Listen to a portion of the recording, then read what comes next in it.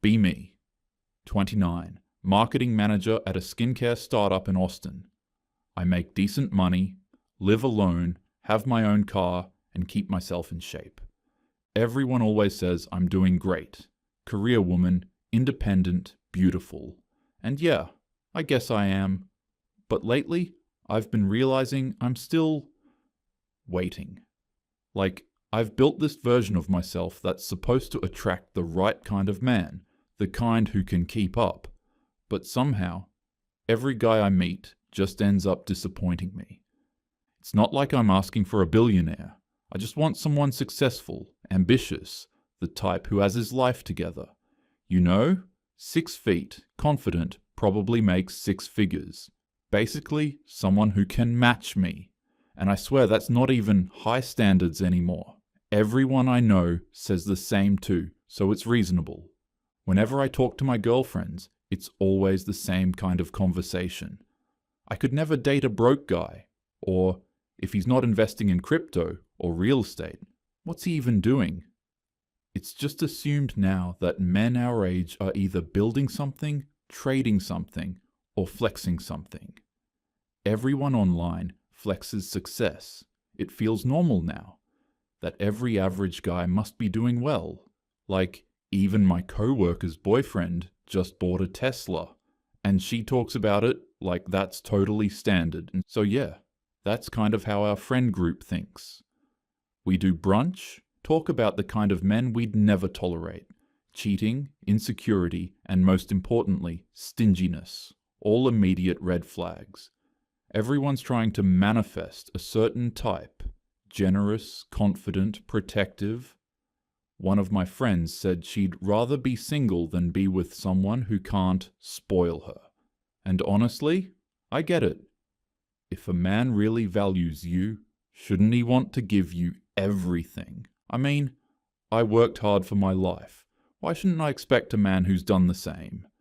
I didn't grind through college and climb corporate ladders just to end up splitting bills with a guy still figuring himself out.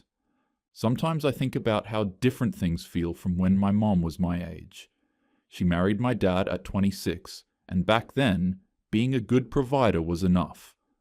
But for us, it's more about vision. Like, does he have drive? Does he have potential? My mom once told me, "You can build a life with someone." And I said, why would I have to build with him if I can already build by myself?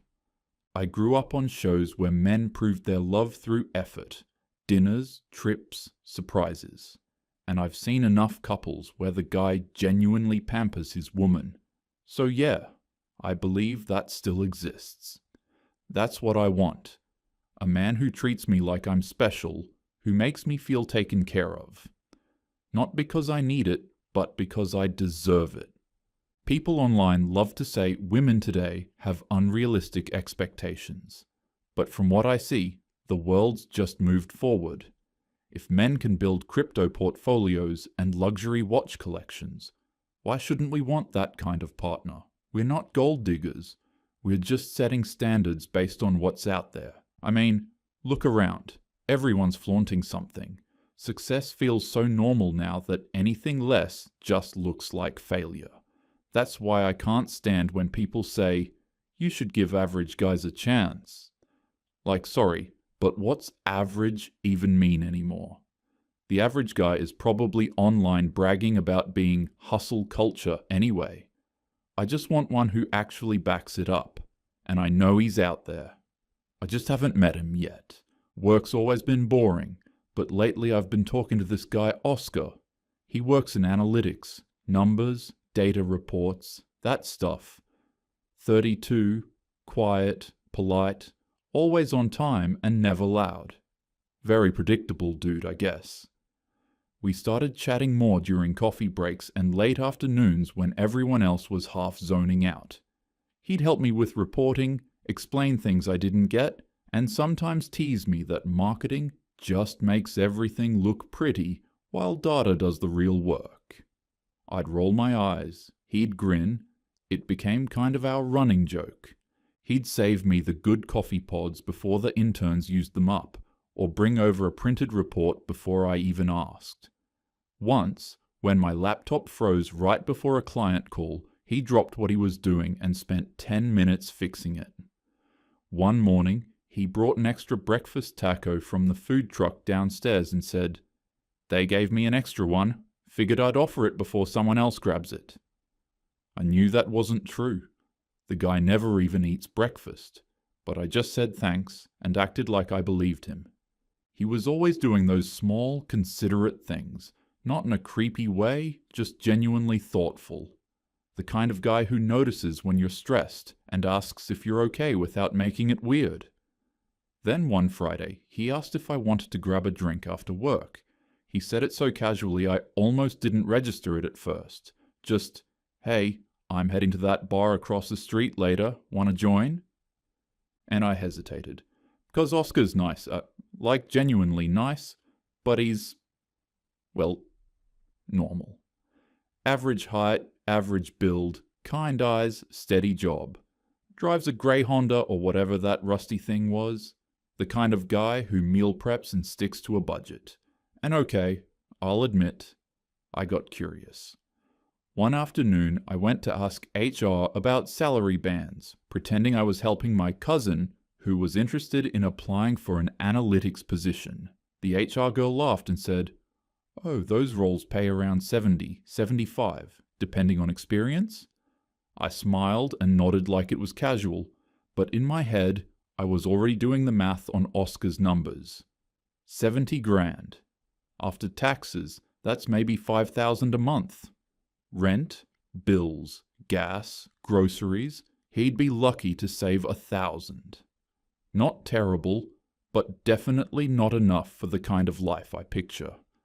I like nice dinners, spontaneous trips, weekends away, the kind of freedom that doesn't involve checking your bank app first, thinking about dating someone who'd have to budget for all that just felt limiting.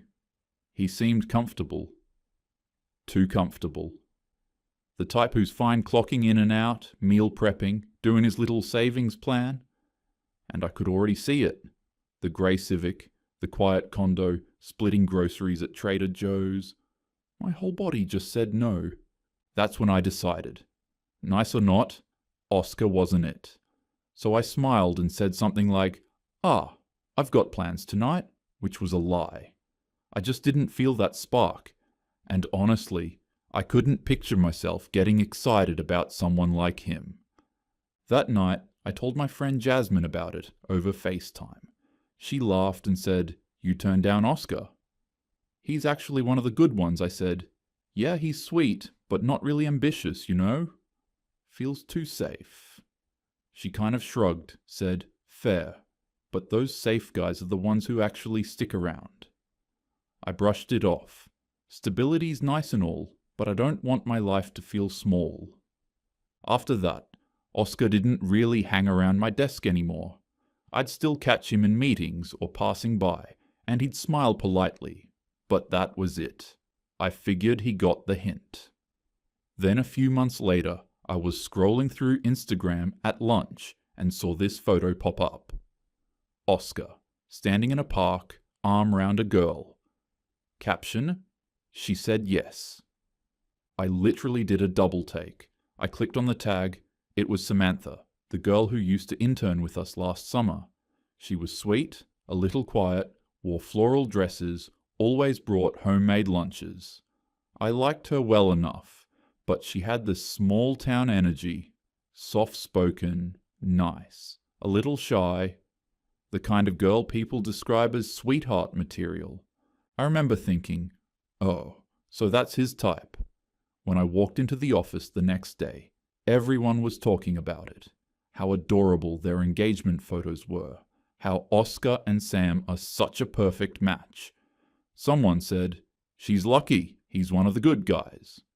Super loyal, I laughed and said, "Yeah, they're cute," even though inside I was weirdly irritated. It's not like I wanted him, but there was this little sting, like she got picked and I didn't.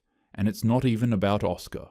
It's about what it represented, because Sam's the type who settles. She's not aiming high. She's the kind of woman who's fine with nice. Doesn't care about ambition or luxury or building something bigger. Part of me almost pitied her. Like, good for her, I guess. She found her stability early, but another part of me couldn't stop thinking about how quickly she got what so many women I know are still waiting for. I told myself I just wanted something different, a man on my level, someone who inspires me. I didn't work this hard just to split bills with a guy who's content coasting through life. Still, when I saw their engagement post again that night, I lingered on it longer than I should have. They looked genuinely happy, simple smiles, nothing flashy, just comfort. And I hated that it made me feel weird. Because deep down, I wondered, maybe I didn't turn Oscar down because he wasn't enough. Maybe because I didn't want to face the fact that enough doesn't look like what I thought it would. Of course, I didn't admit that, not even to myself. That weekend, I went out for brunch with some friends, just to get my mind off things, and the topic somehow came up. I joked, "Remember Oscar from work? The one who used to flirt with me? He's engaged now." To that intern Jeff, one of the guys in our circle, raised an eyebrow and said, "Wasn't he the one who asked you out?" I shrugged. "Yeah, he's nice, but not my type." Jeff gave me this smirk and said, "You sure about that?"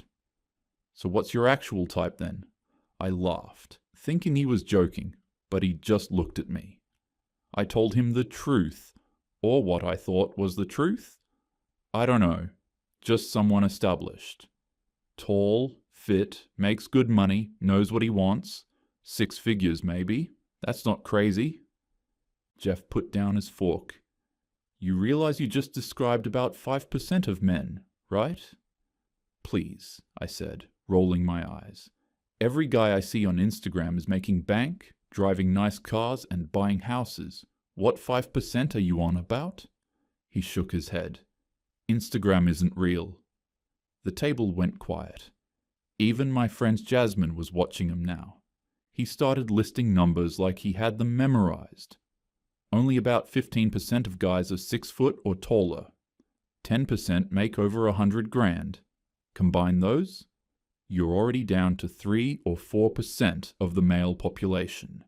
And those guys know they're in demand. I laughed, half annoyed. "Okay, Andrew Tate, you sound like those YouTube guys who think women should settle." "I'm not saying settle," he said calmly. "I'm saying be realistic. You filter out 95% of men before they even have a chance. That's not standards, that's self-sabotage." I tried to look unbothered, but my heart was pounding a little. "I just want someone on my level." He shrugged. "Fair, but level isn't always about salary, and the men in that 5% usually date whoever makes their lives easier, not harder." That pissed me off a little. "So what? I'm a burden now? Just because I have expectations?" Jeff didn't flinch. "Not saying that. But think about it. Those guys, tall, rich, ambitious, every woman wants them. They've got options. So if they can choose from dozens of women, why pick the one who's constantly challenging them, keeping score, saying she deserves them?" I folded my arms. "Because I do deserve them. I've worked for my life. I'm not asking for more than I'm offering." He looked at me and tilted his head slightly. "Okay. So what are you offering that's rare enough to attract a top 5% man?" I blinked. "Excuse me?" "I'm serious," he said. "Those guys aren't swiping on apps hoping to meet another career woman with opinions. They already have money. They're not impressed by your salary. They want peace, loyalty, femininity, someone who isn't trying to compete with them." "That's such a typical guy thing to say," I snapped. "So I'm supposed to just be soft and agreeable for some man to pick me?" "No," he said, calmly again. "You can be whoever you want. But don't act shocked when the men you're chasing aren't chasing you back. Wanting what you want isn't wrong, but acting like you're owed it, that's where people get stuck." I stared at him. So you're saying I'm the problem? I'm saying your approach might be, he said, softer now. You think your standards are fair, but what you're really saying is, I want a unicorn and I deserve him because I'm good enough. The market doesn't work like that. Attraction isn't earned, it's traded. That line hit harder than I expected. Traded. I stayed quiet for a second, then said, Okay, so what? I should just lower my standards and date someone boring? He shrugged again. That's up to you. But don't confuse being picky with being valuable. A lot of people want what they can't attract, not because they're not worthy humans, but because they're not offering what the other person values. That stung more than I wanted to admit. The conversation drifted off after that, but it stuck in my head the whole drive home. I hated that he made it sound logical. Later that night, I opened my laptop just to prove him wrong. I typed percentage of men who make over 100,000 into Google. When the number popped up, around 10%, I blinked. I checked another source, same thing. Then I searched average male height in the US and saw 5 feet 9 inches. I tried combining them in some calculator someone had made online. It said roughly 4% of men are both 6 foot and make 6 figures. 4% out of hundreds of millions. I sat back in bed, staring at the screen. No way, I muttered. It couldn't be right. I scrolled through Reddit threads where people were arguing about it. Some said even that number was generous. I tried to rationalize it. Maybe I live in Austin, maybe my city's different, more ambitious. But the logic wouldn't stop circling.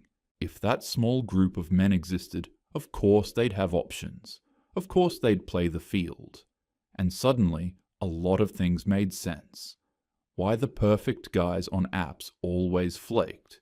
Why everyone was competing for the same few profiles that never messaged back. I hated that it actually lined up with what Jeff said. I slammed the laptop shut and told myself the internet was full of negative people. I wasn't about to let some random stats decide my dating life. I was more determined than ever to prove Jeff wrong. I updated my dating profiles, changed my pictures, even rewrote my bio to sound a little softer, but still confident. Looking for something real. No time for boys. I swore I wasn't going to waste time on anyone who wasn't what I wanted. 2 weeks later, I matched with Ryan. He wasn't like the others. 6'2", broad shoulders, every photo looked expensive but effortless. A Porsche in one shot, a villa in Bali in another. Speaking on a panel at some tech event in Austin. His bio was short and confident. Founder, builder, traveler. His first message wasn't a lame, hey, either. He wrote, You seem interesting. Drinks? No small talk, no emojis. We met at a rooftop lounge downtown. He walked in wearing a perfectly cut blazer, no tie, crisp white shirt, smelling like something I couldn't afford. He ordered our drinks without asking, complimented my work ethic when I told him what I did, said he liked women who know what they want. He didn't look at his phone once. I felt small, but in a way that was exciting. Like I was finally in the presence of a man who had it together. He paid for everything without blinking. When we left, his car, a silver Porsche 911, was already waiting at valet.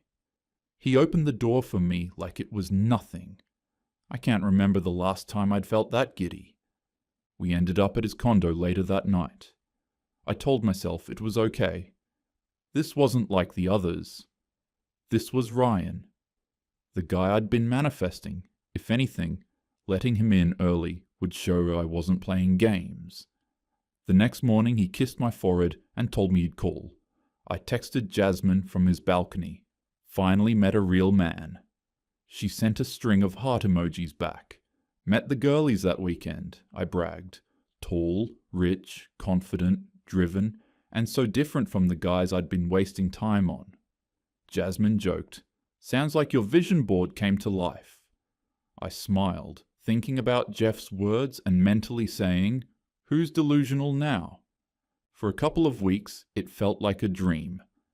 Dinners at new restaurants, drives in the Porsche every night. He paid for everything, opened every door. I started buying new outfits before each date, telling myself this was my new normal. But then little cracks started showing. His texts were shorter, replies later. Flying to LA for meetings. Investor call ran long. We'll reschedule. When we were together, he was still charming, still magnetic, but always glancing past me, like his mind was somewhere else.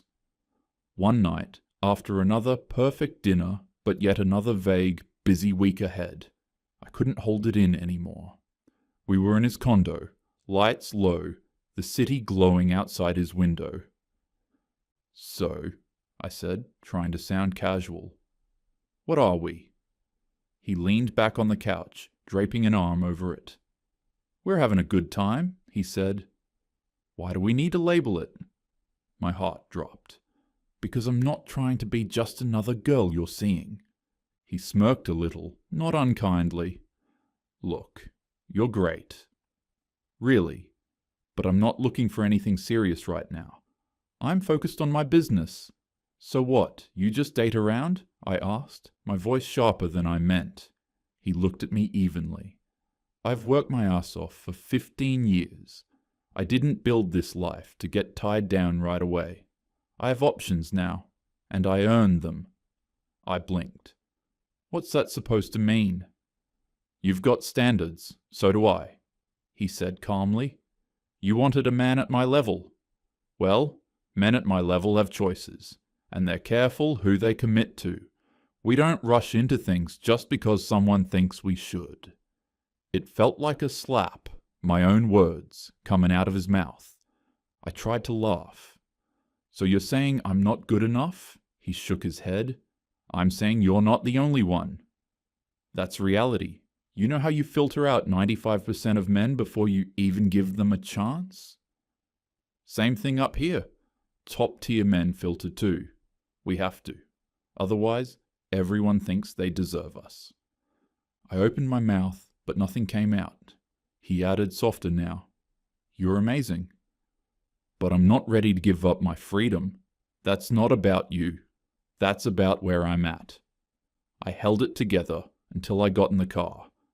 The second the door shut, it all hit me. I drove halfway home before I started crying, not the soft, sad kind, but the angry kind that burns in your chest. It just felt unfair. How come men get to have all the options now? They get to pick and choose, take their time, decide when they're ready, while women are supposed to just wait and hope one of them finally settles down. That used to be our thing. We were supposed to be the ones with options. I kept hearing Ryan's voice in my head. Men at my level have choices. It made me sick, because it wasn't true. He just got lucky. By the time I pulled into my driveway, I'd already talked myself into a new plan. Fine. If men like him get options, then I'll just level up again. I'll work harder, look better, make more money, travel more. Next time, I won't chase them. They'll chase me. I wiped my face, took a deep breath, and told myself I wasn't done yet. Not by a long shot.